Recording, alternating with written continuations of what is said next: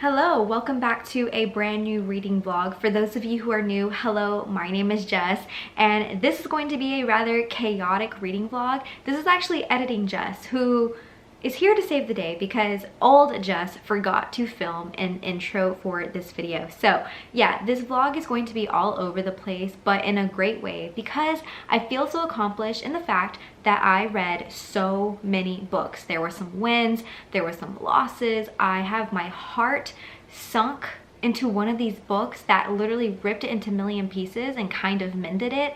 There are some books that I'm just like with, and then there are some books that I will cherish forever. So I really hope that you enjoy this video, and let's get right into it. All right, so we kind of have a new angle. I wanted to give you like an up-close view because we are going to pick the next books for this part of the vlog. Now, I do have 3 that I picked. I don't know if you can see. I have Ninth House by Leigh Bardugo, Caraval by Stephanie Garber, and then Covet by Tracy Wolff. So I currently have these 3 out on loan. I was looking at it last night and I wanted to basically find an audiobook that I have like a paper copy of. That way I can like interchange them. If I wanted to listen to it, I could. If I wanted to actually read the physical hardback, I could do that as well. And I was thinking that, okay, maybe I should pick 2 out of the 3 and just kind of make it a little bit chaotic for this video. I don't know why, I'm kind of feeling a little bit messy, and instead of reading just or listening to just like one book, I want to kind of mix it up. So like every once in a while I listen to one and then I pick up the next one. And I was kind of going through them, and I honestly think I'm going to do Caraval by Stephanie Garber and Covet by Tracy Wolff. I really want to read Covet. I'm really hoping I love it, just because the last one came out and I can't think of what it is. The name escapes me, but the last one just came out. So if I can read this one, it means that I can pick up the last book, or I think it's the last book in the series, or the latest one. And then Caraval, I've heard so many good things about it, so I'm really intrigued to listen to it.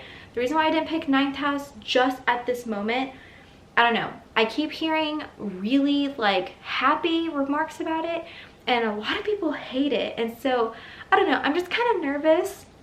And I definitely just want to read things that are just good vibes, and I know that I will pretty much rate somewhat like either 3 or up. I know that's like not what technically I should be doing, but I'm gonna do it. And so we have those 2. In regards to a physical book, I don't know. I don't know what I want to read, and this is making it a little bit challenging. So I have had my eyes on It Ends With Us and Ugly Love. You guys know that I haven't read those yet, and I keep thinking of picking one up. I also want to pick up The Heart Principle because I do love Helen Hong's writing, and I just know that The Heart Principle is going to get me. I know, I just have it in my like body, in my bones, that that book is going to be phenomenal.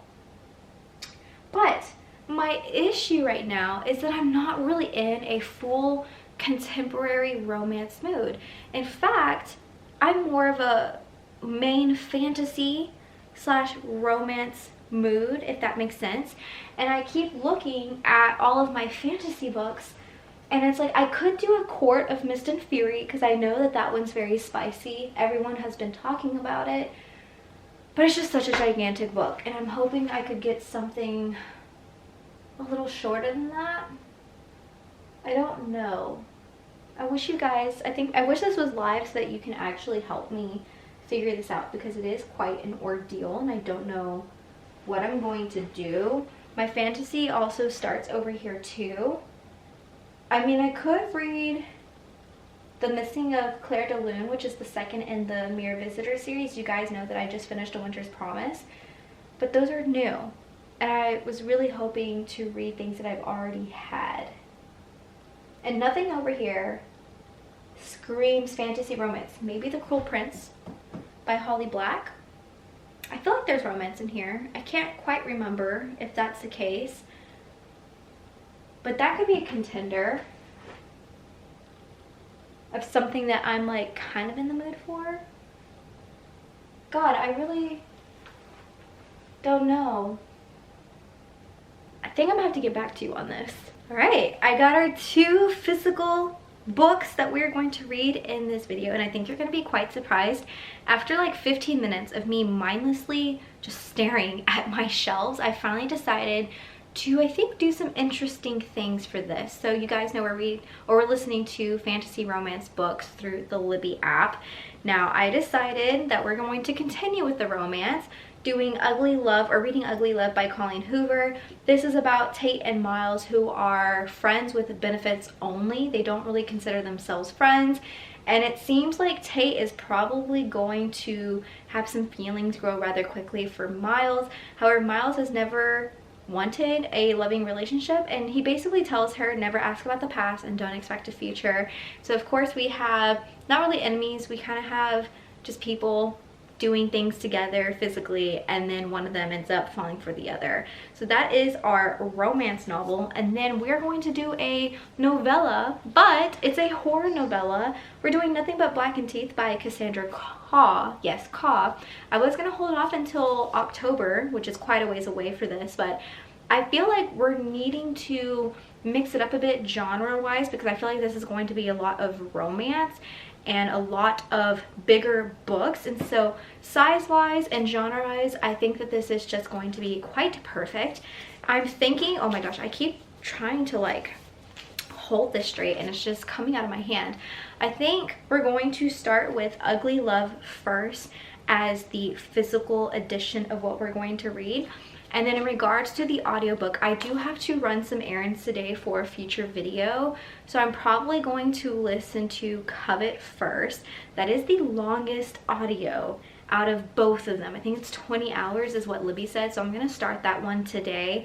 When I get home, we're going to figure things out. I do have to like clean just a tad bit because tomorrow is the start of the work week for me technically. But with my arm, I think I need to go to like H-E-B or something and pick up like a rotisserie chicken, like just already pre-made food, because it hurts so bad. I don't even feel like I can cook.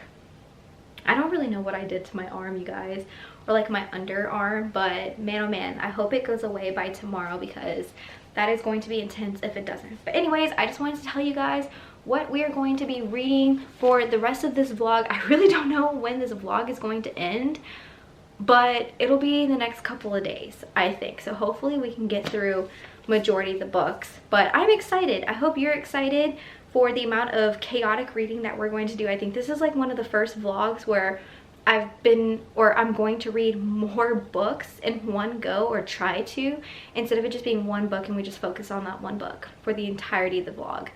Kind of nervous, but I think we can do it. Hi guys, I am back from my shopping. It is currently 6:07 p.m. I have been basically just eating some Chipotle. I got their salad bowl with pretty much like all the veggies in the world. I just literally have a few bites left, kind of just like with their rice and avocado or their guac. So I'm doing that right now. I have kind of been watching YouTube. I found a new booktuber that I've never heard of her before, but I'm quite happy I did. Her channel is Chandler Ainsley, and I was watching another book or another vlog that she did, and now I'm watching her 11 books I read in January wrap up. So yeah, and I'm just closing that browser so it doesn't really like distract us from conversation. It has been quite a day. So I went to the bookstore.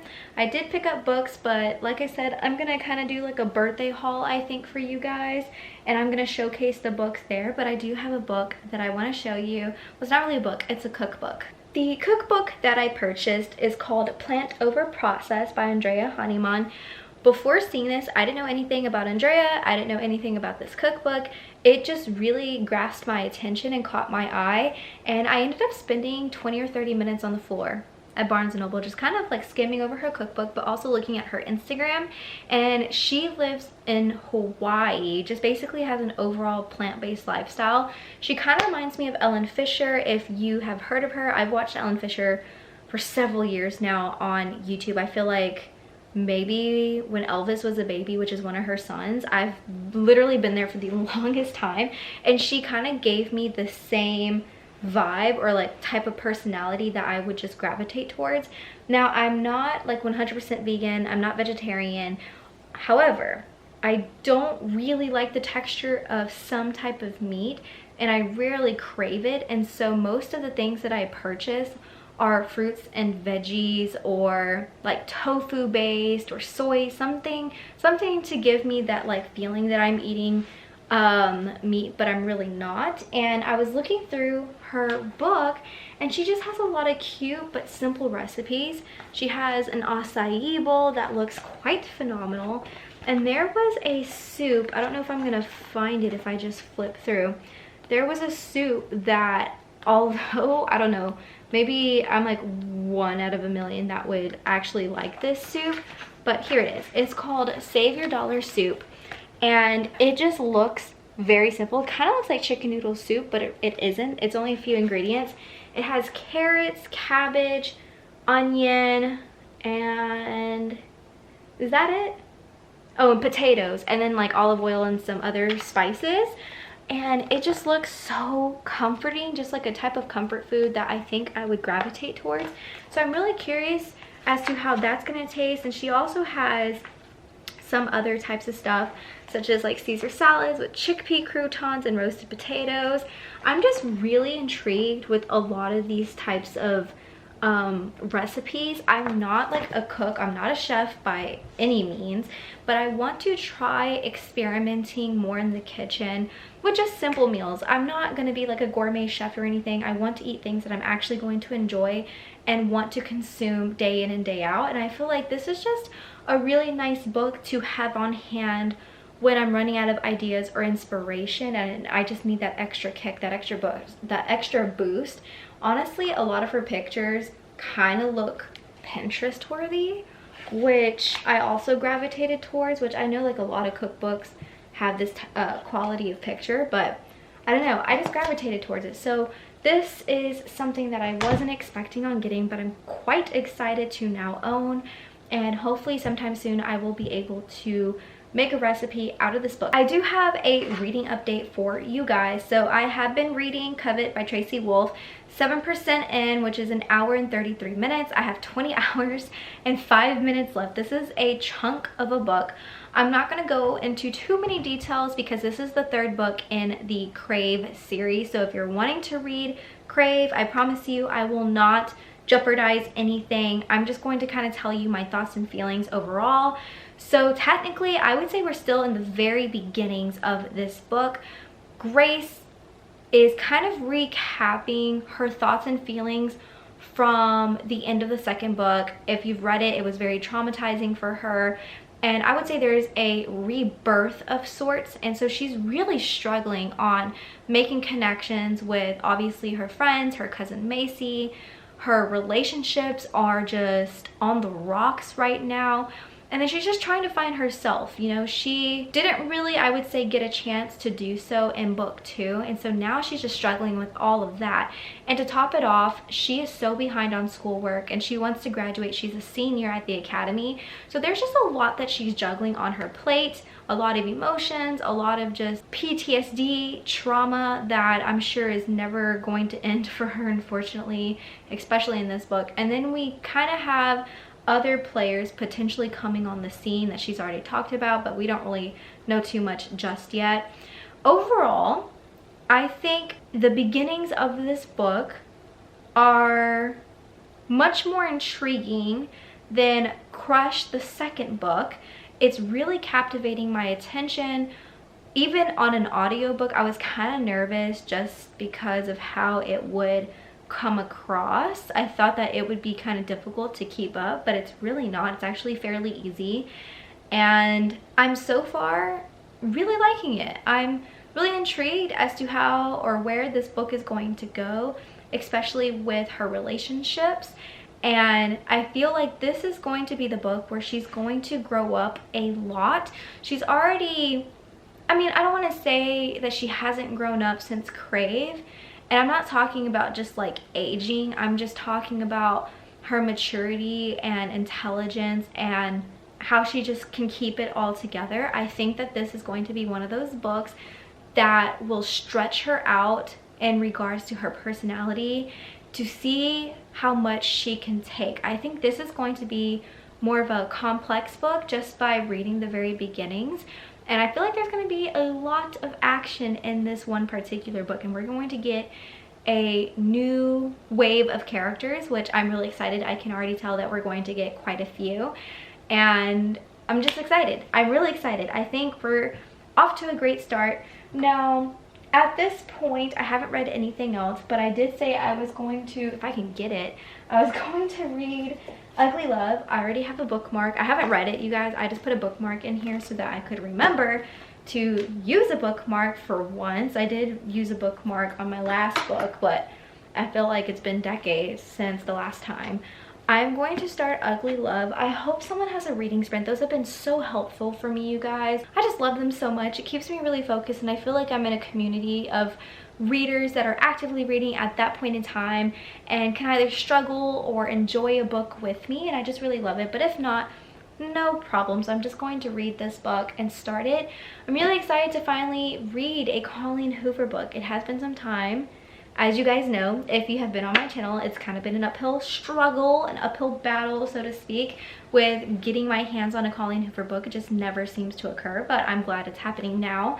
And then I am gonna pick up Caraval probably later on when I'm getting ready for bed and kind of cleaning up and tidying up. I did not clean because I got home so freaking late. I've not done anything at all, and I'm kind of nervous about that because tomorrow is my first day back at work, and I just know that things are going to be hectic, and I should have cleaned and done things around the house, but that just did not occur. I wanted another treat myself type of day, which I'm glad that happened. Healthcare over anything, or self-care. Healthcare, well, I guess it's both. Anyways, I'm gonna read Ugly Love, then finish off with some Caraval, and that should be it. I don't really have a goal in mind for how much I'm going to read.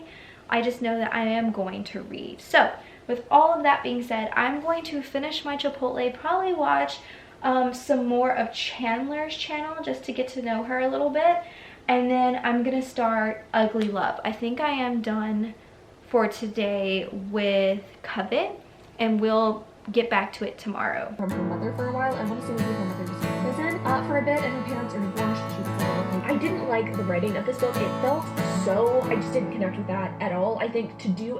Good evening, folks. I just finished wrapping up my work day. It is currently 5:11 p.m. I've been wanting to talk to you guys all freaking day. In fact, I have been wanting to just nonstop read. Luckily, today being my first day back from PTO was not hectic. It was rather smooth. I've been working on an event that's actually planned to start tomorrow, and I'm really excited because it's a team building event, and I don't know, I just feel really excited about it because I finally get to go out of my house, meet some co-workers, and just have a jolly good time. But I've been wanting to read. I did get to read today during my workout session. I read about an hour. I think it's been an hour that I've been reading, and I've been reading Caraval, and I have Ugly Love. So I haven't read anything by Tracy Wolf Covet other than what I read last night. I plan on reading maybe about an hour today. Not too much because I really want to focus on these two for good reason. So let's kind of get into it. As you guys know, we're gonna start with Caraval actually.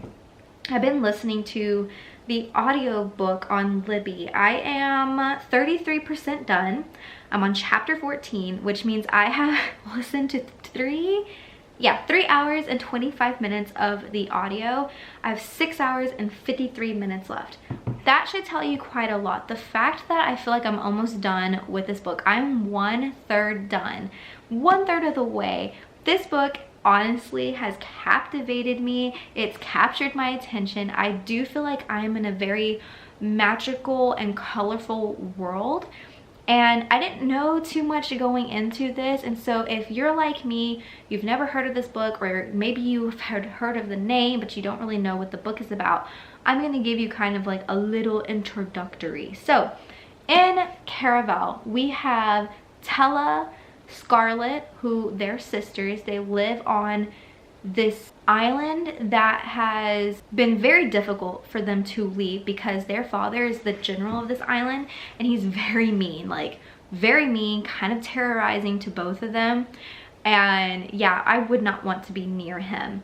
Anyways, Scarlett and Tella have been wanting to go to Caraval, which is hosted by Mr. Legend. Now, Caraval is supposed to be kind of this game of sorts, this magical game, almost like a circus, where you go, you can experience it, you can be a part of the game, you can be a bystander and watch the game, and if you win, you get a prize, which is one wish of, I guess, whatever you want to wish for. And they have been writing, or at least Scarlett has been writing Mr. Legend for several years now, just basically asking him when he was going to come to their island and how much her and her sister wanted to go to Caraval and that they wanted to meet him. Well, years and years go by and no letter came from Mr. Legend except for one day. He finally did write back and he said that he's probably never going to go to their island, but he's going to extend an invitation to her, Scarlett specifically, with her fiance, who technically she's going to marry in like 10 days or something like that, as long as she can make it to Caraval, which is going to be a bit of an issue because she cannot leave her island because of her dad. Now, she tells Tella, and of course Tella's like, we have to go. We have to experience this. We've been wanting to for quite some time, and they just need to find a way.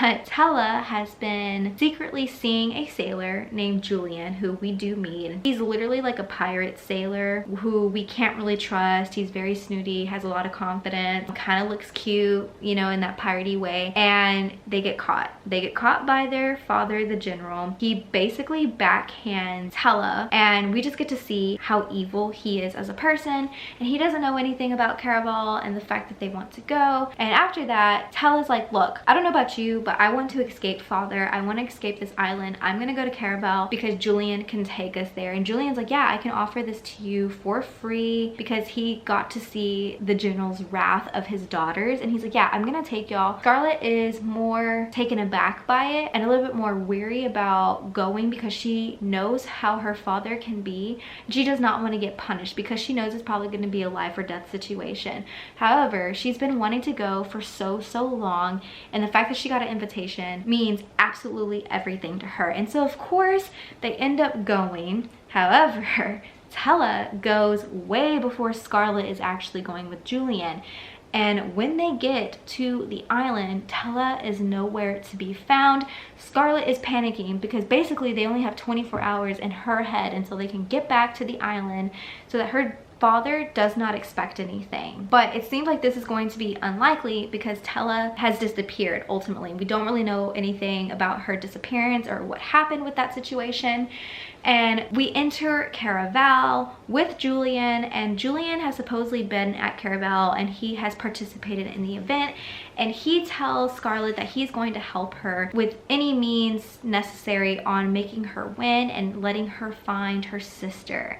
So we're at the point where they've kind of entered Caraval as participants. They're at a hotel lodge, and it's kind of funny because Mr. Legend extended an invitation to her and her significant other, her fiance, and Julian's obviously not that type of person, and so they're kind of pretending to be each other's fiance as a couple so that they can go together to not only find Tella but to enjoy Caraval for like 24 hours. And so everyone thinks, or at least everyone that has encountered them thinks, that they're together. And now Caraval has kicked off. So at this lodge, everyone has gotten their first clue, including many other visitors, and we come to find out that Tella is a part of the game. She is the end result. If you find Tella, you win the game, which is crazy beyond belief. And so now Scarlett and Julian, I think, are going to embark on this crazy journey through Caraval, but with caution. Apparently we learned that Caraval, although it's not real, it's imaginary, a lot of it will feel real to the person playing and can kind of cause some trickery or some nonsense going on. You may be thinking that this is real and it's really not. Some people can lose their way, mentally speaking, or there have been some deaths associated to Caraval, so it is dangerous, and so you should tread lightly while also playing. So that is where we are in Caraval. I didn't want to say too much after this. I think in regards to spoilers, I'm not going to do any spoilers in this vlog. So yeah, but I don't think any of that spoilers. It's basically the introductory to the book. That's where I am. Technically that's 33%, so that's 1/3 of the book is kind of the introductory period. into our characters and to Caravel, and I'm just really excited, but I'm kind of hesitant as to who Mr. Legend is going to be. For some reason, I get this feeling that he's more evil than good, and I think at this point Scarlett is really seeing him as a great person. He's in the limelight, but it's kind of weird that he's making Tella be the end result. And I don't know, I feel like someone who has that type of mindset just isn't a good person. So I think we're going to see more to his character through Scarlett's eyes and how she slowly learns the game. At this point, Scarlett compared to Tella, so Tella is more free. She's the type of person who jumps the gun quite a bit. She's very adventurous, kind of has no filter, very quirky, very energetic of a person. She honestly seems like she can look danger in the eye and it kind of entices her. Whereas Scarlett is quite the opposite. She's very to herself, kind of scared of a lot of punishment. She seems like she's a goody two-shoes type of person in a way. She has a lot of dreams, but I think she's kind of scared to see them through, especially if they have obstacles in her way. And she does seem like the type of person to kind of plan ahead. However, what I have noticed as we get to know her more and more is that she is a little bit naive and she is a rule follower, which in Caravel, we have been told that not everyone is as whom they claim to be. So if there's like a really nice and sweet person, more often than not, they're the complete opposite. They're greedy, they want to win. And so we have seen her kind of be naive in that aspect. And we have seen her get very angry when rules aren't followed. So I wonder how she as a person is going to continue through this game, knowing that she's going to have to break a lot of barriers and kind of shift her way of thinking, that not everyone is good, not everyone is as they seem, and to kind of be more critical and make harsher judgments, I think, overall when playing the game. And then of course we have Julian. We don't really know too much about him. I think we'll be able to trust him. I think he's going to be an ally rather than someone who we will come to hate, but that's just my guess. And then we have met another person named Dante, although we don't know anything about Dante. He's just another player, another visitor to Caravel, and other than that, we don't know anything about him. So I can't really make a judgment on his character, and we haven't seen Tella nor Legend. So that is where I'm at in Caravel. And then let's talk about Ugly Love. As for Ugly Love, I am 42 pages in, so I'm almost 50 pages into Ugly Love. This is a very fast-paced book, and I think it is in part of, or due in part of, the fact that the way it's writing seems so personal. We go back and forth between the two main characters. So we have Tate and Miles. Tate has recently moved in with her brother Corbin in San Francisco while she is looking for a job, I believe as an RN, and she's also going to school, so she's trying to juggle a lot of things. And the reason why she's moving in with her brother is because she's having a hard time locating a place before school and work starts. And then Miles, we haven't really gotten to know him in present day, but we have gotten to know Miles 6 years earlier as a senior in high school, where he has fallen in love with a girl named Rachel, who recently moved there from Phoenix, Arizona. But we come to find out that I don't think they were able to date, or maybe it's going to be kind of complicated because it seems like Rachel's mother and Miles' father are getting into a relationship. And it's really hard for Miles because his mother recently passed and his father's already, you know, hooking up with another person named Lisa. So we don't really know too much about him. At this point in present day, Miles is Corbin's next door neighbor at his apartment loft complex. And they didn't really get off on too good of a start, both him and Tate. He was very drunk when she was trying to enter the apartment for the very first time, and she had to let him crash, and he was being very emotional. He was crying. He kept calling her Rachel, and Tate was just very taken aback by this because she wasn't expecting a drunk person banging on her brother's door. She definitely wasn't expecting a stranger to be in the apartment while her brother's away, while she's trying to get new to things. And she really judges him from that day forward, which honestly if I was her too, I would completely be in her same shoes, because it's just very off-putting, that type of situation, when you're also dealing with a lot and juggling with a lot. And she wakes up the next day and he seems fine, but he seems very angry. He seems off-putting, just very different than how he was the day prior. And so it rubs Tate the wrong way, which again, I totally agree where she's coming from. However, he is gorgeous, which go figure, right? We kind of knew that she was going to be attracted to him from the get-go. And so on one hand, her brain is like despising him for just how he is as a person, and then her body is completely sending her the worst signals ever at the most inopportune times. And so she's kind of juggling with her own situation and how she has like these physical attractive feelings towards him, but then her brain is like, hate, don't like him, glare at him, be mad at him. And it's just so funny to me, because I just feel like it's very relatable to a lot of people where there is an attractive douchebag, so to speak. But we really don't know too much about Miles in the present day, so I guess we can't judge harshly. And Tate kind of thinks the same way, and so she does tell him like, okay, we got off on the wrong foot, but let's try to reverse that and start anew. And he kind of accepts it. And so that's where I am in Ugly Love. I don't know really what to expect. I kind of assume that eventually we're going to get present day Miles, because I'm very curious as to how he mentally reacted to seeing Tate for the very first time, and kind of what his thought process is, because she does describe that he was looking at her quite often, just whenever they encountered one another, which I mean honestly hasn't been that many times. And so I'm just really curious to see what he thinks of her, why he's kind of being very judgy and rude when the day prior he was a bundle of complicated messiness. And so I don't know what to expect, and I don't know how his past, being 6 years prior, still is catching up with him today. I guess we shall see. But yeah, so that's kind of where I am in both of these books. So not really far in Ugly Love, but definitely far in Caraval. I know I'm gonna love Caraval. At this point, I haven't yet made my first decision on how Ugly Love is going to be for me. I definitely know that it's going to be a fast read, but I just don't know if I'm going to love the characters. I haven't really felt that attachment just yet with Tate or Miles, so we shall see. As of right now, what time is it? It's 5:30, so that's actually perfect. I'm gonna go downstairs and make a chili stew recipe from that cookbook I showed you guys yesterday.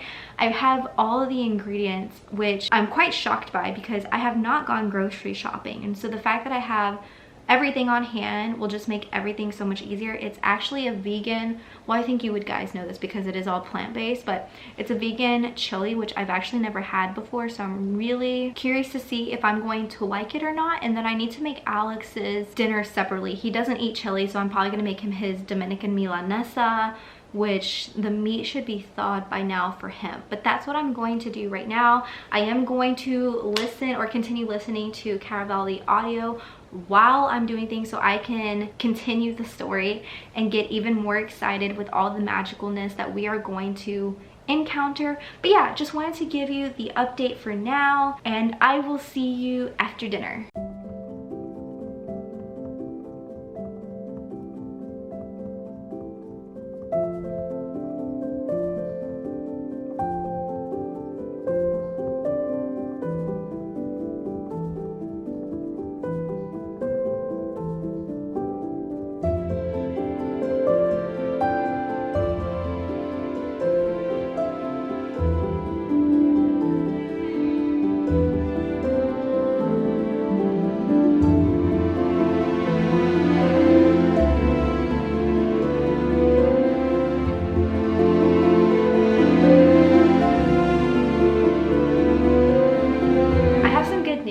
So, you guys, I finished Caraval by Stephanie Garber. I thoroughly enjoyed this book. I thought the ending was phenomenal, and there was a huge plot twist at the end that I was not expecting, and I was pleasantly surprised, particularly with one character. I'm not going to say who, I'm not going to spoil anything, just the glow up. The fact that I thought this person was one way, and it turns out that they were this big bright star with just a lot of boldness and really smart moves and decisions. I was floored. Like, honestly, my jaw dropped to the floor because I was just not expecting it. And honestly, this person was kind of unimportant to me throughout the entirety of this book. And the fact that the ending really honed on who they were as a person. Like, even Scarlett, our main character, was like stunned because this whole time she kind of thought what we were thinking, which I mean makes sense because we're kind of, you know, in her position, in her predicament. And I just thought the ending was quite unexpected. I'm really excited to pick up book 2. Unfortunately, Libby doesn't have the audiobook, so I may have to get a paperback or figure it out somehow, some other way. I do have a Kindle, so maybe it'll be like a Kindle purchase. I really don't know, but I'm really excited for it. Besides the plot twist at the end, I also think we got to see a lot more character development just with the main characters overall. And I was pleasantly surprised by that, just because I felt like it was a gift to us from the author that, hey, you've been on this journey with all of these characters. Here are some more characteristics or personality traits that you may not have known about. And here, I'm going to make you feel more emotional bonding with these characters. And I don't know if it's because they may or may not be in Legendary. I really don't know, but it was just a really nice touch to the ending of this book to not only be super close to Scarlett, because in my personal opinion, I feel like we're glued to her and we are just rooting for her time and time again. And then at the ending, it's not like we're not only rooting for her, we're rooting for several other people. And so I just thought that was really nice. Legend, my gosh, you guys, a legend. This man, he's kind of dangerous, very quirky, and sadistic. That's all I'm really gonna say about him. And so if you want to like read it, you'll get to know more about who he is. Kind of. I'm just gonna say that, kind of. You kind of get to know him. Now, in regards to just like the game overall, just Caravel overall, so we are kind of on a hunt to find clues, to figure out where Tella is, and then basically if you find out where Tella is, you win the game, you get a wish granted. And I have some pros with Caravel as a whole, and I want to say I maybe just have 1 or 2 cons. So I'm just gonna go with the pros first. So Caravel as a whole, I was kind of sad when I was looking through my book. I noticed that they had a map of the location, and so you were able to see like all the little stores, kind of where everything is according to what was talked about in the book. And I wish I would have saw this map beforehand so that I could have gotten more of a detailed picture in my mind. But that's totally fine because Stephanie does such a brilliant way of kind of opening this world up to you guys very slowly, but gradually just making you really understand it. And so my imagination was like running on overdrive, and I was pretty much able to picture this without needing the map. And so I just thought she was really good at being super detailed when it comes to the world building. So I really loved that. I thought this was a very colorful and scenic place. It obviously runs on some type of magic, and of course there are certain times where we get to see how the power of the magic can wane over time, or like, you know, throughout different parts of the day. And then like at one point it could be glorious, and on the other part you can kind of see it blurring on the edges. And I thought that was quite fantastic. In addition to the game and just like the overall hunt itself of finding these clues, locating things so that we could get to the bottom of the story, I personally loved it. I felt like we almost went on a little treasure hunt. And I just really liked how Scarlett and Julian, or some other characters that we met along the way, were able to go to different parts of Caravel by themselves. And we really just got to see a stunning, picturesque world where Scarlett, being as brilliant as she is, was able to crack the codes, crack these riddles. And I found that thoroughly enjoyable. Now, the con, or I guess the biggest con with Caravel, which I almost thought I got duped by, was sometimes I felt like it was super easy for Scarlett to figure out the clues and find the answers to them. So much so that I literally thought that it was not supposed to be like that. I thought that we were being tricked as the readers, like, oh, it's too easy. Clearly something more dangerous or scary is going to happen. And although the ending was dangerous and very heartbreaking, the route that Scarlett took in finding these clues and answers, it was easy. Like, that was just the case. And so I could have seen this book having more challenging challenges, but I just don't know if because this is like YA, it was set to be a little bit more easier just so that every reader could understand what was happening. I don't know, but I just wish personally that they were more challenging and kind of left you and Scarlett like triple thinking over everything and all the possibilities. I think it would have been more of an anxiety induced experience, which I kind of had throughout this book because, you know, we're kind of on a time crunch. We are in the midst of danger with her father, the general, and then Legend himself, and just figuring out that not everyone you encounter is who they seem, and you don't know who's a bad guy, you don't know who's a good guy. And so you already kind of had this like panic just reading it and listening to it. And then at the end, you guys, so this isn't a con, this is going to be in the pros list, the last couple of chapters, my golly, like, I don't even know what else to say. I was like terrified. And not only that, there were so many moments at the end of this where my heart was full of love, it was full of joy, and then it got broken.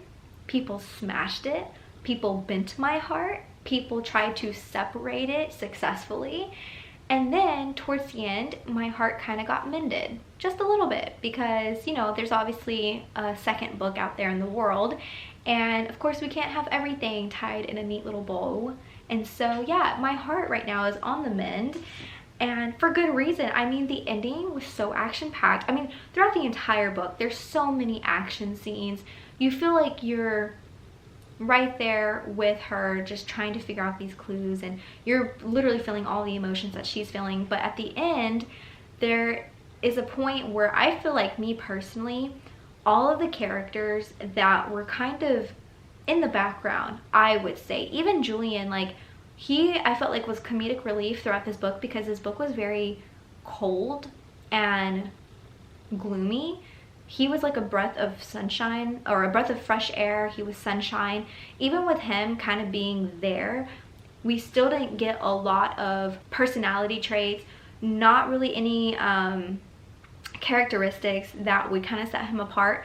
But at the end, so we have so much love for Scarlett and Tella that I was very surprised, but like in a great way, that my heart was being opened to these other characters, because we got to know more about people like Julian, people like Legend, some other characters that were kind of in the back, they were on the sidelines, that we just get to see shine, and they had their moment. And then so at the end, you just kind of feel for all of these characters, and things aren't always black and white. Actually, there are a lot of gray areas when it comes to these characters, because you hate some, you love some, and then towards the end things get complicated and you start feeling all of these emotions for all of these side characters that you assumed you had categorized correctly, and then turns out you didn't. There's more to the story, there's more to them than meets the eye, and that was very satisfying actually, that I wasn't expecting. So yeah, very heavily surprised about this book. I'm glad that I read it. I cannot wait to read the second book. This will pull at my heartstrings, or tug at my heartstrings, I guess I should say, until I pick up Legendary. And I don't know, I have a feeling that Legendary is going to be another positive experience just based off how this ending was, which was phenomenal. It was breathtaking, and yeah, I can't wait to get my hands on it. So I haven't read Ugly Love at all today, but I did read last night. I'm on page 76. I don't know why I thought it was on page 92, but I guess not. Maybe last night Jessica was very sleepy and thought she was on page 92, but I feel like I read quite a bit before going to sleep. You guys, I don't want y'all to hate me. I just got to our first, I wouldn't consider it smut scene, I would just consider it a very steamy, hands-on scene. but I still don't have a connection yet with Tate or Miles.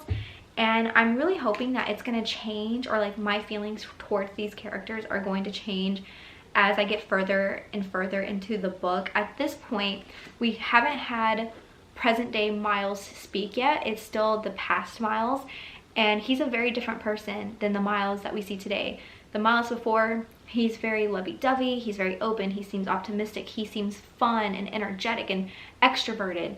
And then the Miles today, he has a dark cloud over his head. He's very gloomy, he's moody. He's not necessarily mean, but he has a very brooding face, and he kind of scares you, and you want to know what he's thinking because he kind of has really no facial expressions. He's just kind of looking like this. Or at least that's what I'm thinking of in my head, is how he is. And he's highly attractive. Obviously, Tate finds him very attractive, but we don't really get to see Miles. And at this point, I know that I just need to be more patient as a reader, but I have been dying to hear the inner mind of Miles, present day Miles. I don't really care for past day Miles, and I know I'm saying this a little bit too early. Clearly, I'm not even halfway, but I'm just not attached to past Miles. And the fact that he is going through a very messy relationship with Rachel because their parents are seeing each other or something like that. And I'm not even really connecting with Tate.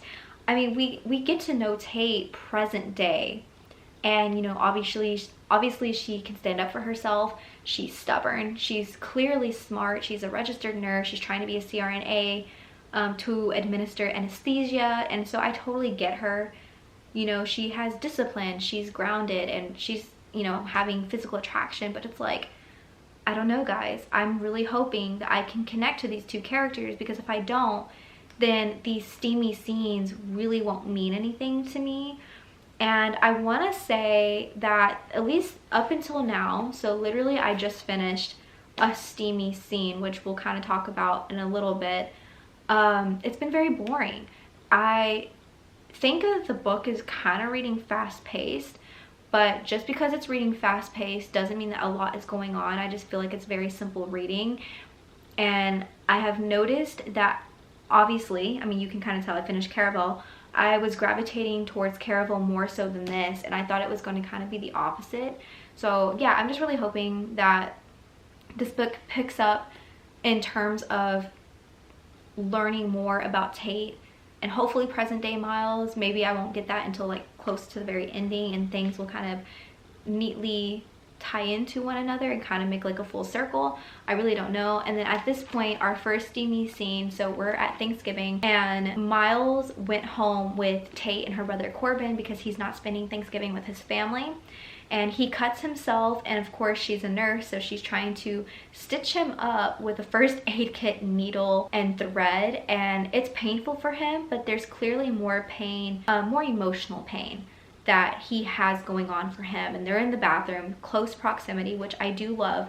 I am a huge proponent of close proximity being a trope, so I really love that part. And then they just had a very steamy, off the cuff, less than a minute, pure passion romance scene where he basically makes the first move on her, and you know, they're kind of stuck in the bathroom and they're making out, and there's just a lot of passion, a lot of something, I would say. I don't want to say love, but there's lust, there's infatuation just mixed in with their kisses and the way he's, you know, caressing her body and vice versa. And then they pull apart instantaneously because you can tell that him making that instant move kind of shattered him a little bit. And obviously as the reader, we want to know why. I want to know why specifically he's in that situation where he's kind of torturing himself.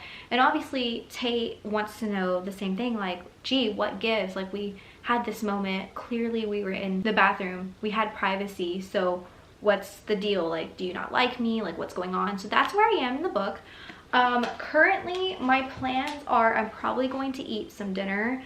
I'm going to have my chili that I made yesterday. I had some a little bit ago and it was absolutely glorious. I think next day chili, or even a couple of days after you make it, just settles differently and it's so yummy. So I'm gonna have some more chili. I'm hopefully going to stumble upon a reading sprint. I was very lucky yesterday to find one, so hopefully I can be just as lucky today. I really enjoy reading sprints. When I read, it just lets me focus. So that is my plan. Eat, and we're gonna continue reading because I do want to get through half of this book today since I have so much time on my hands.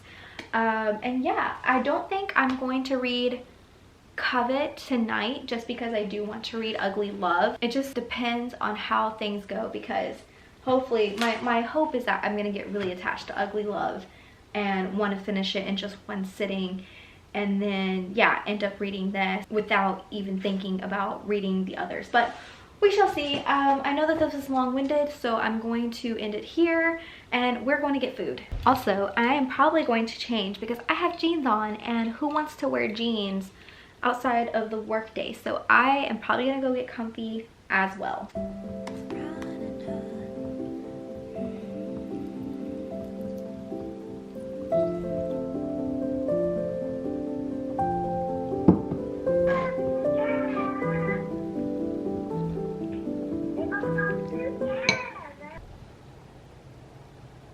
You guys, I finished Ugly Love.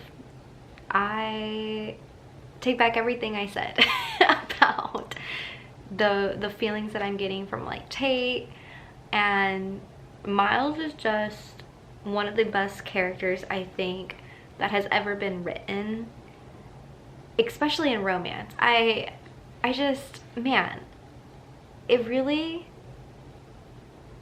broke my heart when I started putting two and two together towards the very ending, and we come to that breaking point where we uncover the biggest tragedy in Miles's life that we have just been coming to expect this entire book. And when it happened, you guys, like, it was so devastating, but at the same time, I just knew that Tate was going to somehow, some way figure it all out and help Miles. And I think she did a really great job with that. I think the ending, honestly, was the perfect ending for this type of book. I think as the reader, the last chapter, even the epilogue, I think was just like a gift. Like, Colleen did not even have to go that far with us. She could have ended it kind of abruptly, but she gave us more to cling on to, because honestly at the end you need something to cling on to. More of their relationship, all the messiness of it, all the harsh love, all the ugly love, right? And it just like comes crashing down on you and you can't help but want more of it. And I'm really glad that the last couple of chapters kind of filled this like tiny piece of emptiness that this book would have given me if it didn't end the way it did. And because of how this book concluded, I am probably going to give this 5 stars. I know that I was very hesitant in the beginning because I wasn't really connecting with Tate, but you guys, I woke up this is so insane. I woke up at 4:45, not necessarily to read. It was actually just really cold, and the first thing that popped in my mind was I want to finish Ugly Love before my work day, and I felt like I had enough time to do so, and I did. And I'm so glad that I read this in the morning time, because I think the morning gives a different vibe as like an evening read. Something about it seems like renewal. It brings more peace to me when I'm reading, and I feel like the vibe of the morning plus me anxious to finish this, and then the fact that the rest of the book was just so beautifully written. I mean, oh my gosh, like there's poetry in here. There were so many times, I'm not typically the person who wants to like write in books, or I tried bookmarking a couple things, but sometimes I forget. There were so many times where I wanted to highlight or underline something that really resonated with me as the reader, or just something that was so beautiful or even like heartbreaking. I wanted to contain it and just constantly look back, but I didn't do that. I don't typically like to mark my books. I don't know why, but It's just a feeling that I get that I can't do it, but I wanted to so many times with this book. I mean, it was just, wow. It really devastated me, and I think the reason why I had more of an emotional breakdown for this book was because of the content that this book touches upon.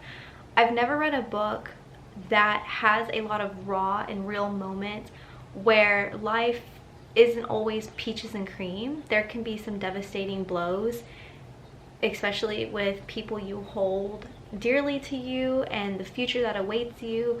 And when it comes to love and relationships and like creating a future with someone, it's more complicated than what most stories tell you. There are a lot of things that can happen, a lot of struggles, a lot of complex situations that will always somehow creep into your life, your relationship, whatever it may be, and you have to figure out how to unpack it all and figure out the best way to live your life. And I feel like Miles has done a tremendous job, or he did a tremendous job in this book, of facing his past and embracing his future. Although the future is very scary, it's most of the time, I think, in a way leads you to have a constant fear or anxiety, which I feel like we can all understand and feel kind of like the same way, like in our life. You know, we don't know what the future holds, and sometimes it can get really ugly, and sometimes we can have a lot of happiness and a lot of moments of gratitude and core memories. And so I really loved this book. This was definitely, I think, one of the best books that I could have picked up by Colleen Hoover. In my own opinion, I think this was like a great intro into her writing and to how she literally builds you up, tears you down, builds you up a little bit more, tears you down again, and then finally gives you enough courage to trust her so that she could build you up again. But of course, like, wow, my gosh, I'm nervous to read It Ends With Us because I do have that book on my shelves, especially after all the emotional blows that we've had in this book. I mean, this is a lot to take in. I've definitely probably, honestly, I'm glad that I have nothing but blackened teeth to read after this, because it is a short novella and it's completely in a different genre. And I'm just really thankful that, like, past me was thinking ahead, even though I didn't think that this book was going to be as lovingly and but at the same time devastatingly for me as a book. I'm really glad that I picked a different genre entirely, so I can let this like soak into my mind and I can think more about it. I can feel all the sadness and all the happiness that this book has given me, and then I can kind of set it on a shelf for me to continuously analyze, and then yeah, move on to Nothing But Blackened Teeth. Yeah, my head is kind of all a jumble right now because now I'm about to start work and I'm feeling like this. I don't know if this is a good thing or a bad thing. I just made a cup of coffee, so I'm going to be sipping that while I look at emails and stuff like that for the day. And then sometime, maybe around lunchtime, who knows, I might pick up Nothing But Blackened Teeth, start reading it. I feel like that's going to be a very easy read, so my goal is to finish it today because I do want to wrap up this vlog today, edit it, and then make sure that it's out no later than tomorrow.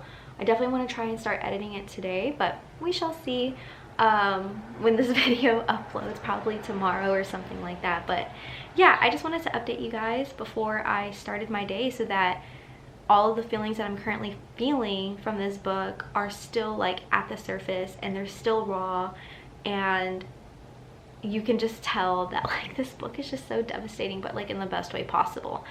I know that's kind of a lot to say. This book is very powerful and it can be very emotional, but like I said, I'm glad I enjoyed it. Definitely am going to read more of Colleen Hoover. Clearly I have It Ends With Us, so I'm going to pick that up eventually once my heart heals from the emotional damage that this book has given me.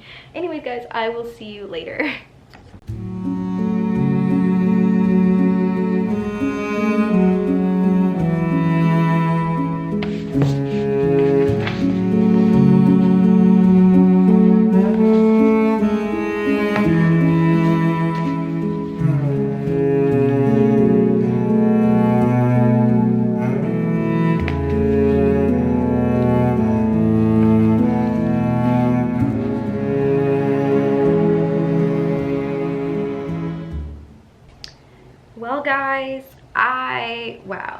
not like this book at all. It was kind of annoying.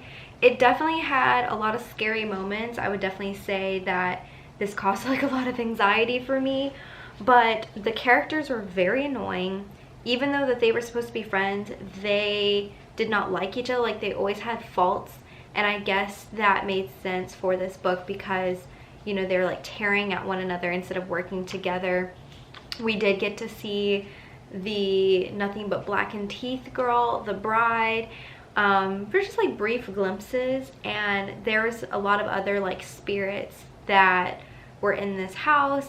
And I'm not even going to lie, I skipped like the last couple of chapters.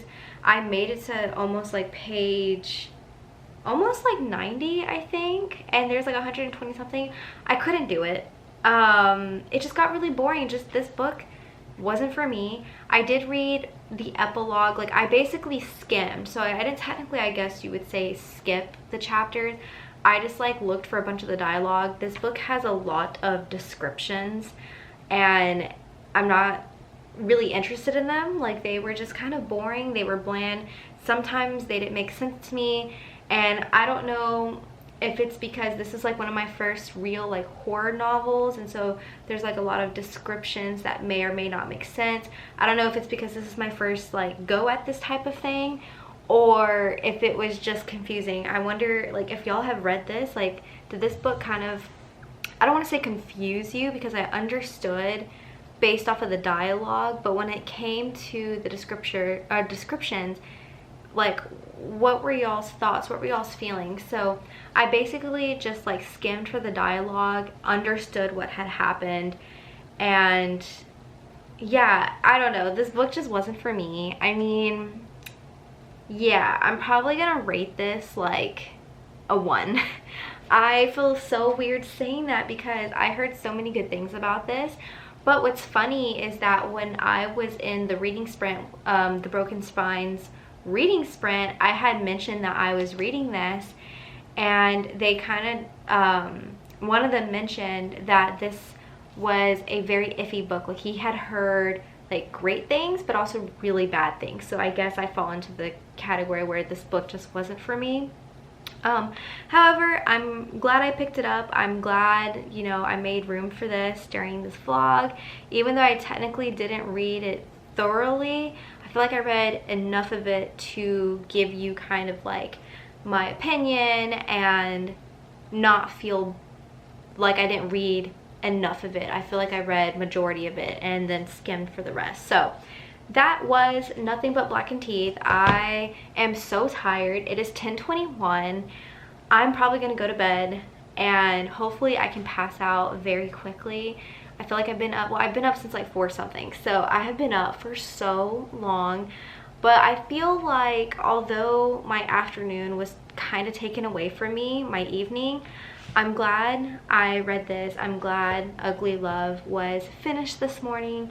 I feel like I had a very productive day for the most part. So overall, I think today gives like, I don't know, it gets like a B+ or something like that. So with all that being said, I really hope that you kind of enjoyed this chaotic vlog. I really don't even know how many books I read in this vlog.